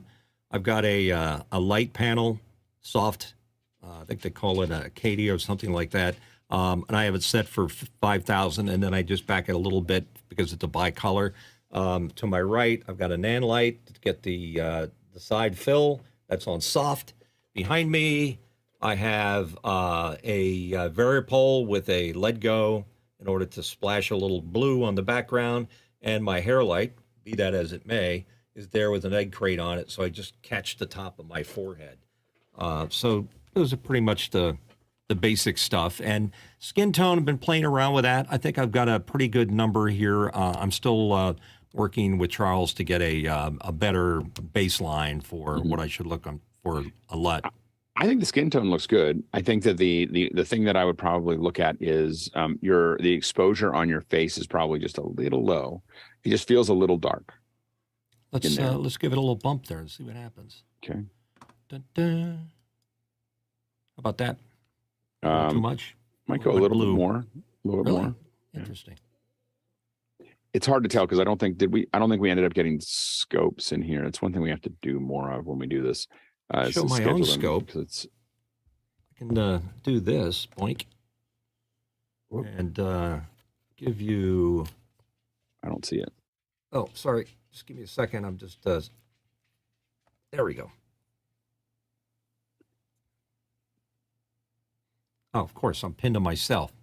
Sorry. It's not going to work. Oh, I can see some things. Hold on. Yeah. So the I think that you can turn that off. Again, I feel like it just feels just a little dark. In that you just feel a little dark. Like you don't pop out. You overall it looks great. But I think that when we start pushing HDR, you'll get, if you're not really right at that very top area, you get kind of pushed down when we extend the range. So I thought the blue in the background was a little hot, so I just turned it down a wee bit. The background's fine. Okay. I wouldn't change anything about the background. Yeah, and I think the skin tone looks good. And again, I think that it would just be very minor just to pull up the skin a little bit in brightness, but it's hard to tell until we see it. But yeah, it's good. Okay, let's go to Nigel. Well, I have two lights in front of me, which I always have to look this up, the Elgato key lights, and two lights behind me, which are the minis. The complicated blue is done by a gel. I'm staring into a 6K Pro with the 24-70 lens on it. And that's where I am, into the ATEM. It's great. It looks good. It looks good. And I would say it might be able to be a little bit more saturated than it is now. Just by a touch. What's the LUT that you have on there? So Charles created me a LUT. It's film too, and that's how I do it. Yeah. No, it looks good. And then your head is a little big. You know, if we look at the Fenwick framer, it just, now you're lower, so you have to kind of figure that out. Yeah. But I think that one of the things we're trying to move towards is kind of quote unquote standard standard TV, and a lot of us have leaned, including me. I was going through old footage yesterday. I was putting together like this little sizzle reel of the history of office hours, and as I went back, I was like, wow, my head was really big for a while. And so went through this thing. So one of the things we want to do is really be sensitive to that Fenwick framer of getting ourselves pulled back a little bit, so that it really, I started thinking about it a little bit because of Hosmuk was looking at us on a big screen, and he's like, your heads are really big. so I was like, so I think that we want to keep on thinking about that frame a little bit, but otherwise I think it looks really good. Yeah, I have a small geometry problem that my monitors, my camera, and my space is not working for me, so I have to do a bit of reconfiguration so I could move the camera back without you looking at either side of my monitors. Right. No, absolutely. But it looks great. You're always one of the best frames that we have on the show. Next is Stefan. What are you using there, Stefan? Yeah, I use a Insta360. I have an Elgato key light up there, a Nanotube 6C on my side over here from the side. And since I'm charging that one, I have a Nanotube 6C in front of me and giving me a little bit light from the front on my desk. And then I have my regular office light on the ceiling, but really dimmed down. I guess it's about 20% it could deliver. It's great. I think it looks really good. I think that if I could, and I know that oftentimes this is really hard to do, if I could, I'd get a little bit away from that gray screen. So I'd pull that. Is that a gray wall, or is it one of the Lastolites? No, it's a fabric hanging from the ceiling, and I have. Is it a fabric, or is it stretchy fabric or a regular fabric? Stretchy one. And is it one of the ones that pops open, or is it something that's? Yeah, is it like a Manfrotto frame and put to the ceiling with some magnets? Yep. Okay, great. Yeah, it looks good. I mean, I was going to say, I think it. I didn't see any wrinkles, and so I was assuming that you're in some kind of. But yeah, if I could, I'd try to push it, get it another foot or two back, so that I don't see your contact shadow. So the shadow of your head's there, and makes it feel smaller. The side. When we push it back a little bit, we get more of an infinite look. From that, if that makes sense. We tend to try, and again, this is a bigger thing, is to try to, when we can, have our chairs end at our shoulders. So with the headrest and everything else, it's one of those things as we get more competitive with trying to make it look more and more like a TV show. It's one of the things that most TV shows have whatever's in the background, and they buy chairs that don't have that, don't go past that. It's not a huge deal, but it'd be a small note. I adjusted the color of the lights right before we started with the second hour, because I realized that the light color of my lights was different from all of them, and now they're adjusted all to 4,550 or something Kelvin. I think the color is that a right strategy to level? Yeah, I mean, generally you want them to all be the same as best you can. There are some times where we call it salt and pepper, which is that we might have one at 56 and one at 32, and so there are times when we mix and match those. But I think that in general, the safest thing is to have them all be the same. And the value I put my I adjusted them. It was the automatic white balance within the Insta360.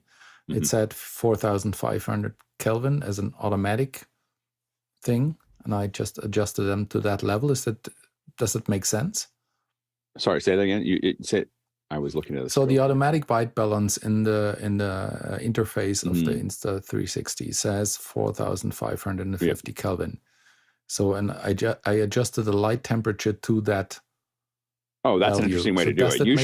Usually what I do is I have to admit, usually what I do is I set the lights up, and then I set them to, I usually shoot for something like 5,600 if I have control of the lights, but I will put those lights up, and then I turn off the auto white balance and move the white balance to where I think it looks the best. So that's kind of the approach that I usually take on that. But I think that the frame looks good. Yeah, absolutely. Okay. The lighting is working, and it's good, and it's good exposure. Let's go to Tim. Tim. Yeah, I'm using a GH5 Lumix camera and it's I think it's a 12 to 55. They have a video lens that kind of zooms, but it doesn't matter really much because I'm not really needing the depth of focus, depth of field with my setup. Then I've got an LED on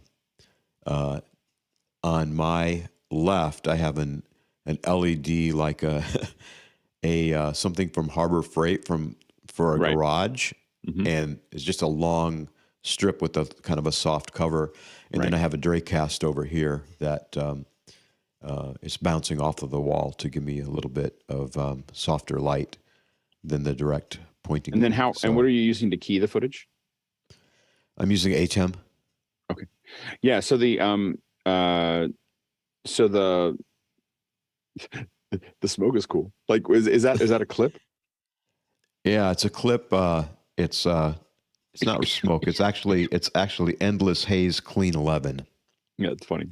So I can pause it if needed, but I think it's subtle enough that it's not distracting. I'm hoping, but the challenge with that really is that it makes it harder to encode. So it actually undermines the zoom's encoding, to do that. So anything like that's soft and changing, the way that compression works, of course, is that it first does a temporal compression. It tries to pack as much as it can into the screens, and then it pack as much as it can between every frame. And then when that doesn't work, it then starts to do spatial compression. And so when you have anything kind of moving behind you, whether it's LEDs or haze or plants or anything else, you're actually changing all those pixels, which means it's using up those pixels for things that aren't you. So what ends up happening is you end up looking a little softer oftentimes than you would if it wasn't moving and if it wasn't detailed. It's one of the reasons that I think short depth of field works really well. I think that a lot of those things, but we try not to have things subtly moving behind us when we're doing WebRTC specifically, because it's the most sensitive to that process. So for me, it would be better just to pause it then. Yeah. At some point. That's what, okay, I've just done that. And then, gradients, I use a gradient, but that's the other thing is but definitely not having things changing behind you and especially when it's something that's everything's changing behind you is something that kind of undermines it. The other thing is that I'm so sorry. It's fine. It's fine. Your edge is a little hard from the ATEM key. So, you can kind of see the cutout of it that's going on there.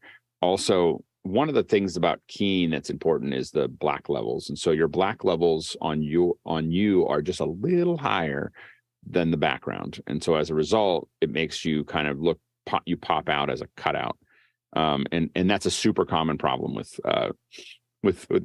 keying, is getting the black levels on the foreground and the background just right. The black levels and the edges are everything. Now, one of the things to also think about, it's a little harder because you have a light back there, is that if you take that keyer and you don't try to push it all the way to transparent, so you do a soft key on it, where when you look at it without anything behind it, or if you put a solid behind it, it'll look like it's got some vignetting and it's not greened out perfectly.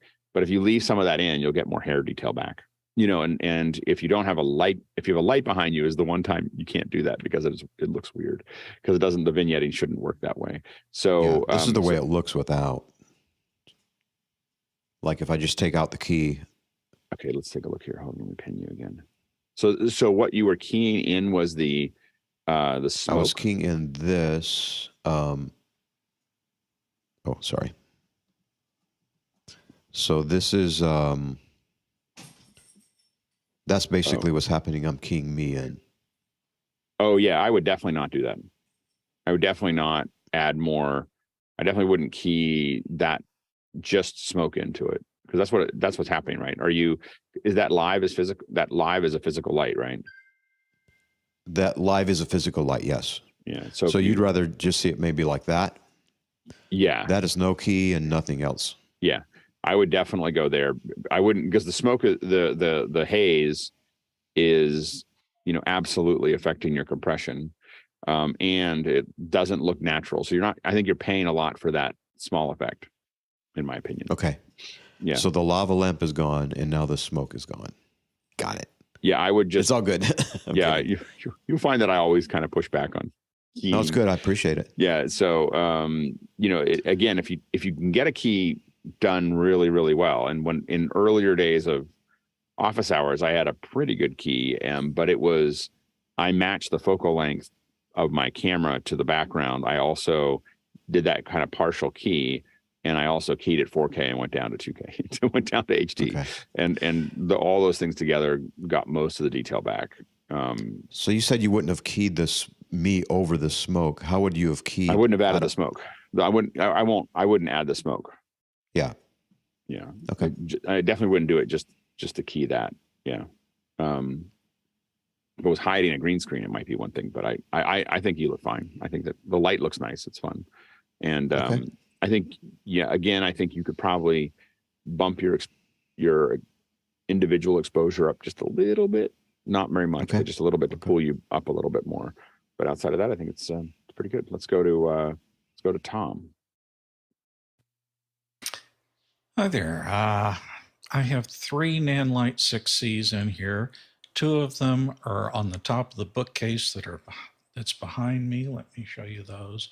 That would be the hair light and the colored light on the blinds. Mm-hmm. And then for key light, we run around here on top of the teleprompter, I've got the 3rd 6C.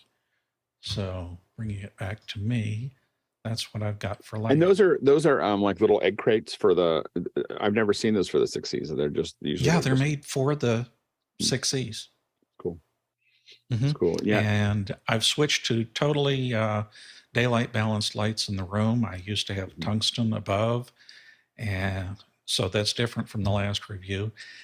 While I cannot dim the lights in the room, I can turn them off.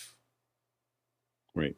No, I would leave them on. I think that if anything, you're just a little underexposed.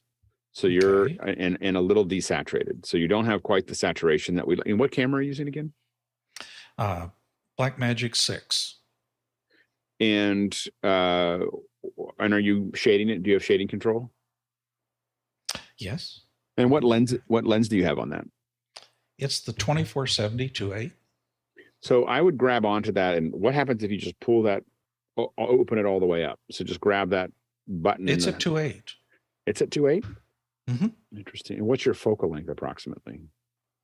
I want to say I'm sitting at about, probably 32, 35. And what's the LUT?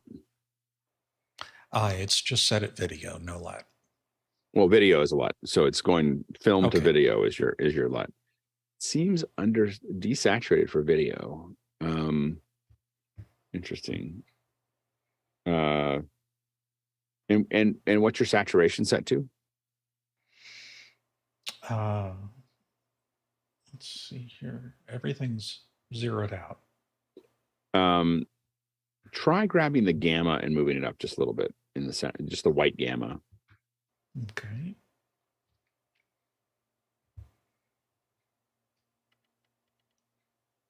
Now drag that all the way up, because what it is just took over. So that button and that Yeah, there we go. Pull. If you grab the button in that square and just pull it all the way to the top, it'll bring it all the way opened. And even that looks a little better. It just looks a little desaturated, and I can't quite put my finger on it.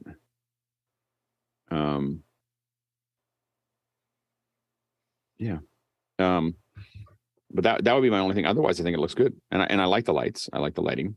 Everyone else, I think. And for the panelists, you can always put your hand up on any of these in the back end if you want to add any notes to what I'm doing. But yeah, the saturation is the challenge there, and I don't know. It just doesn't. You don't have as much color, as I think you probably have in real life, and I can tell that from the mic as well because I know the mic. So there's a little. Yeah, there's something there, but I can't figure out what that setting is for some folks. All right, let's go to Guy. Guy? Greetings. I don't know. There's usually very little to add to Guy's. Let's see here. I can show you kind of around. Yeah. So this is that bird dog that's behind me. You can see, go up a little bit here. And what are you using for the camera? This is a Zcam E2. It's the Micro Four Thirds version. So that's an Aperture P300 up top on a Varipole. And then you can see the prompter that I'm looking into right there. That's a hair light that is a little Aperture B7. And then for fill, I'm kind of bouncing some light off over here. It's a ring light bouncing off this door. So I kind of angle it to give myself a little bit of fill. In fact, let me turn off my key and kind of show you what that looks like. So that's all that fill. That's just from that one ring light. So it's giving me that soft wraparound look. And I'll turn that back on. And then what else do I got? I think that's everything. I mean, that's key fill, hair. Anything else you want to see? No, I think it looks good. I think the contrast looks good. The color in the background, it works. You could probably maybe move your head up just a little bit in frame. Yeah, I think yeah. So that's the other thing is I have this running through vMix. So this is a 4K image, so I can actually pan and scan around a little bit depending on how I'm sitting. So sometimes I have something in front of me like the iPad. So it just depends on what's in front of me and how things set up. I did want to show the background light of that is one I did not show. So let me cut to 3. So here we go over to 3. So that's the background light. That's a NAND light mixed panel. I believe it's a 60. Right. And then that's my Zoom room down there. And one of those little things that you see in a restaurant, that little kitty. Usually its hand is moving. Oh, there you go. it's rocking out. It's Money Cat. It's a kitty. Money Cat. It's rocking out. It's going. It's you wonder what it's listening to. It's great. All right, let's go back to Jason. I had a quick point on Guy. Oh, yeah. Guy, you were the only person I've ever met who could make computer glasses look cool. The combination of like the yellow glasses and the and the blue in the back is it totally works. Perfect. Yeah, absolutely. Cool. Well, I wear them because this is really bright and I need to see you guys. And it makes things wonderful at night when you've been staring at code or anything really tiny and white. It's a pleasure to get these. These are the Gunner glasses. You can get them on Amazon. A lot of the cloud guys, we call it the Cloud Squad. So Jonas, Tucker, Greg, you'll notice we all have these things. They're cool. So if you want to be in the club, get the glasses.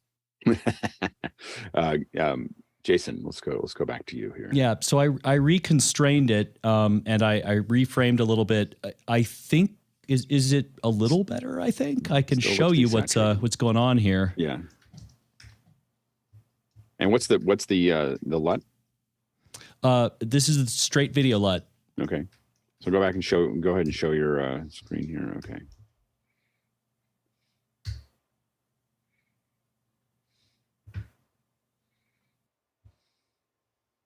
Yeah, I don't have any answer for that. And like it's a very, what happens if you open up that, because grab the totally open the aperture? Yeah. Yeah, sure. Let me get over there. And this is a 24 to 70? 24 to 70, 2.8. Yeah. Yeah. Keep on opening it. Yep. Open it all the way up. Okay, and then look forward. So that looks better. That definitely looks like more open. Looks better than it did before. I think it looked a little drab. And then where's your saturation set to? I goosed it a little bit. I think it's turn it all the way to 100. Let's just see what it looks like. Just 100. You got it. We'll go nuclear. Okay. Well, I will say that I feel like I still feel like you must have a LUT in there somewhere, because at 100 you look better than you have almost ever. Like so that means that there's something. It means that, I don't know, you may be set to that LUT, but I don't know if are you sure that it's applied to the output?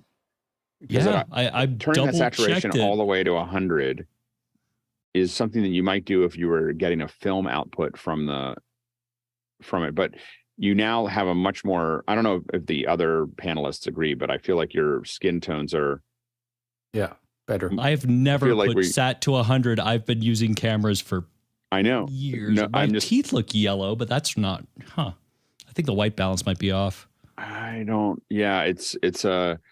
This looks it looks the mic looks a little greenish or something, that based on what that mic that could be cast from this extremely bright shirt. No, it's coming from the other side. So we may this is much closer. Again, you're a little out of focus now, because I think that you have a really short depth of field. Yeah, I've got a no kidding, at 2.8. Let me rack it. There we go. Yeah. But I think I do think that looks much better. I mean, it looks much better than it has at 100. So 100. But anytime you turn anything to 100, it means there's something wrong in the pipeline. So there's got to be there's something going on. I think we're still only getting film out of your. I think just make sure that the HDMI output is set to film. And I'm going to reload the OS completely. I'm going to downgrade it and then just completely wipe it. Because at 100, it should never be at 100. It should look crazy. I should look like a cartoon at 100. Yeah. And you have more color now than you have had since you joined the show. so anyway, thanks, Alex. Yeah. So I think that there's something going on with that output that isn't quite right. So let's keep looking at that. Yeah, why don't you go ahead and reset it? But that's much better. Okay, Harshid. Did you change something? Yeah, I did. I added a little bit more light in front of me, so still need more. Still need more. Okay, so you pretty much on this where my hand is on this side needs more, right? All of you needs more. Okay. Like the light on you. Because I have another light in front of me, but I'm not sure what effect it would do aside from blow me out again with too much white. Yeah, I think you're not getting blown out now. so I think that getting I would try to find more light. Let's go back to Tom. Okay. Here you go, Hershey. Here's some more light for you. Yeah, there we go. I got something. Just go ahead and grab it right there. Yeah, exactly. Just reach out and grab it. Yeah, exactly. Go ahead, Tom. I can add more saturation, but it just seems to bump up the oak behind me as I go up here. Let's see here. Well, you definitely have more color too. And again, I think that you and Jason may have the same setting somewhere in there that is not being fully saturated. But that definitely looks better. Your black levels look a little high. What are your black levels set to? Let's see here. Maybe lift. Sorry. Yeah.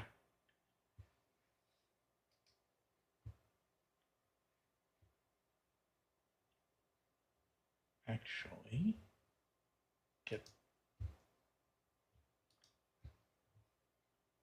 okay, so. Well, that it looked like you're lowering your aperture. So when you open it, when you go up in the box, yeah. When you go up in the box, that's going to open the aperture, and when you go left and right, it affects your black level. But you can also grab the lift. There's the black level. So what's your lift set at now? 06. pull it down to 0 or 1. 1.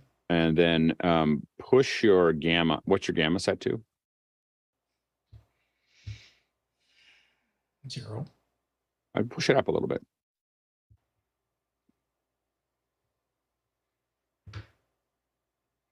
So the gamma is... Yeah, you should just be in that gamma section. You should just be able to just grab onto just the white at the very bottom. It's white RGB or all RGB. Just grab onto the white and move that up a little bit.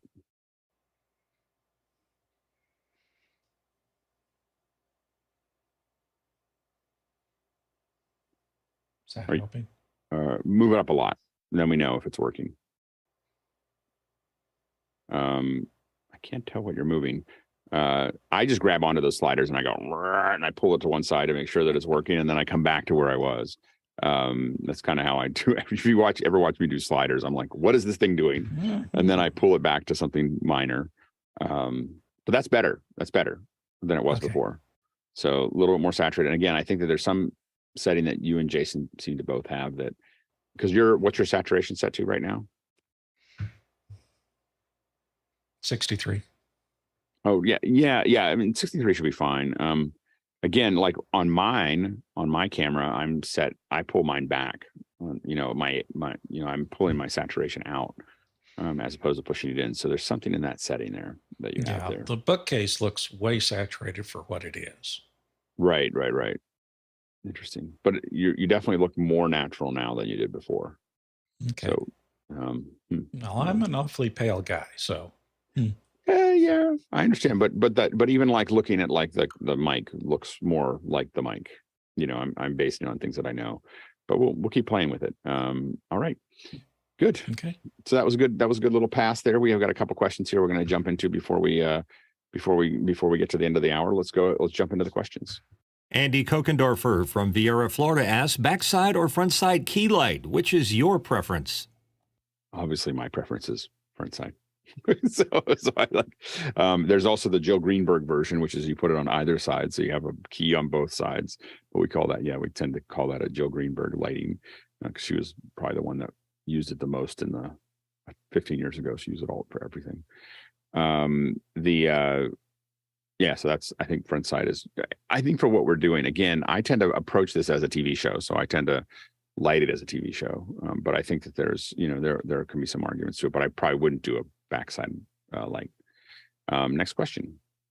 Next one from Andy again. What light ratio, foreground to background, do you recommend? Overall, I'm usually trying to get a couple stops, lower on the back end. Go ahead, Guy.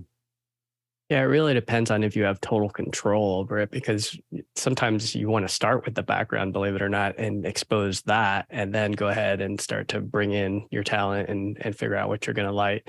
So for instance, if I crank up the brightness on my background too much, it'll bleed. I mean, it'll completely nuke the scope. So it'll be so overwhelming that it'll just look like hot spots. So sometimes if you don't have control over that light, like if you're in a venue or something like that, and you can't ND gel it, so that's another option, is ND gel it.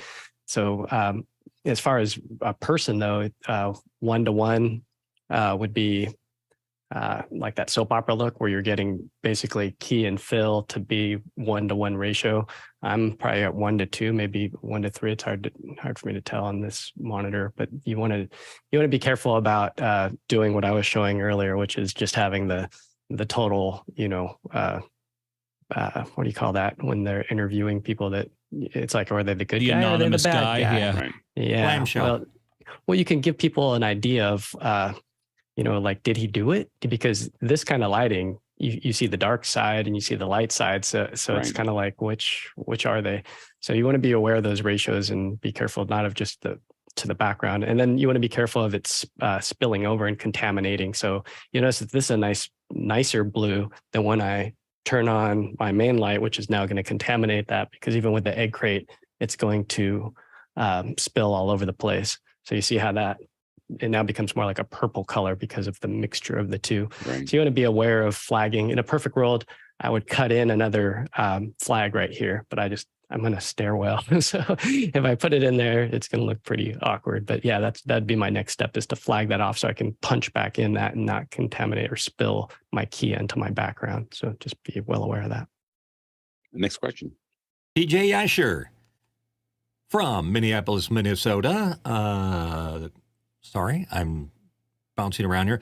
Could we do either video or audio reviews on a weekend so those who are not able to participate during the week could benefit from the ruthless feedback of the panel? I think we can definitely do that in after hours. I don't know if we wouldn't normally schedule that on the weekend, for the recorded video, but I think that setting up some weekend sessions for that would make sense. Absolutely. You can always jump into after hours and ask people what their opinion is, but we could set up some more formal ones too. We're really committed to keep on pushing all of us just a little bit forward to make that work. Let's go ahead and I think we're having a little, I don't know if we're having an issue with this. Let's see here. Hold on. Yeah, I think when we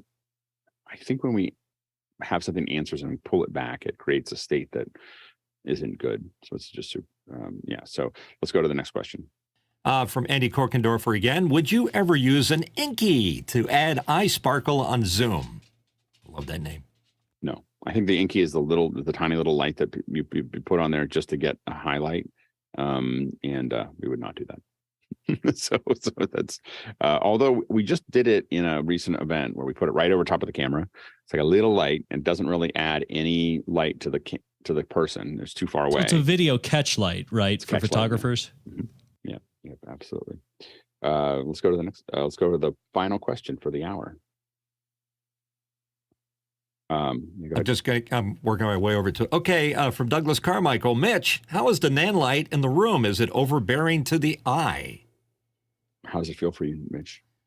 Well, this one over here is not, because it's out of my eye line, and the one behind me is on my hairline, so it is not an issue. So it is not overbearing in any way. Yeah, go ahead, Jason. Just generally, I feel like anyone who's been on stage or in set lighting, you actually do get used to it. And it's weird because the minute you walk into a room with that kind of lighting, at first it's like, oh man, I'm never going to get used to that. And your eyes just kind of adjust, just like they would to a dark room. All right. Go ahead, Guy. Yeah, I just wanted to show kind of that sparkle in the eye.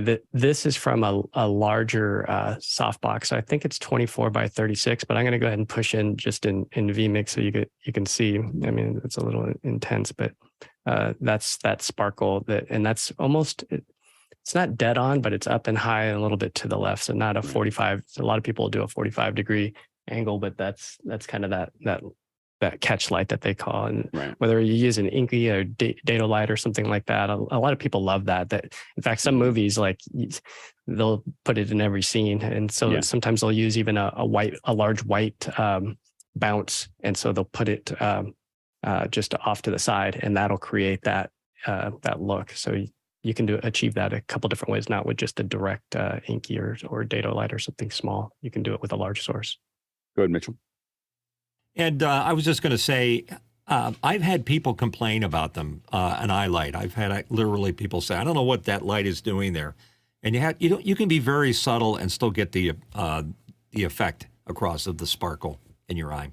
Yeah, and I think that I like it when, in a perfect world, the top half of the eye is almost completely covered with a light, so that's why I'm building something that's really big, is I really like that look. So it's that's usually what I usually say. I want to go as high as I can until I lose that, and then I come back down a little bit to make sure, trying to catch it when they're looking at the camera. Very good. Well, that was a good little session. Yeah. So we are getting very close after we do the big move, which is happening tomorrow.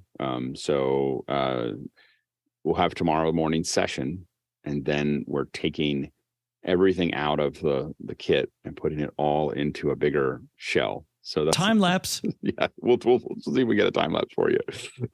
But Kevin has documented everything. JJ's coming in to help and to make sure everything's working. But we're going to very, very carefully move from a small rack to a big rack. And so we'll see how that goes. We're hoping Sunday's going to be great. So it should, if all goes well, nothing will be different. And if all doesn't go well, we'll figure it out. So anyway, we're doing the big move. Once we get past that big move, then we'll start doing more HDR tests. So stay tuned for that. And that's where a lot of the stuff that we're talking about here will make more of a difference as well. So thank you so much to the producers for all the great questions, keeping it all rolling forward, and thank you to our panelists for the great answers and being willing to sit here in front of a bunch of people and be critiqued. So we can't do this without you. And also thanks to the great backend, who every single day is trying to figure out how to keep up with all of our requests and all the things that we're doing and everything else. We really appreciate all the work that everybody's been putting in, both on the planning and development as well as actually executing the event. Thank you so much for your contribution.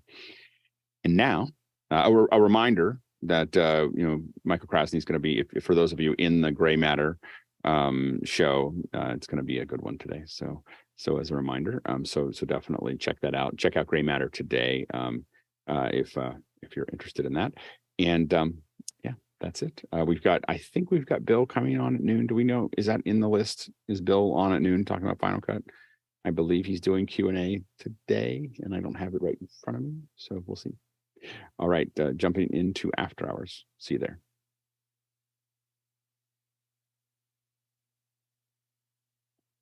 Now I just need to figure out how to turn my saturation to 11. 11. There's something wrong. Anytime you turn something all the way up, there's something wrong. That's all I'm saying. 70/100, yes. It's something wrong. So you got to figure out what that wrongness is. That's all I'm saying. Oh. Cat likes my saturation. Yeah. Tiny Cat says rock on. I just feel like you got to have some heavy metal with that cat. He's fighting the power right now. And then really extreme. There's a music video. It's just different angles of the cat doing it, and it's got like a heavy, like, I would suggest front 242. I bet you we could find a front 242 song. Oh yeah, maybe the trying to think of a good front 242 song that would do it, but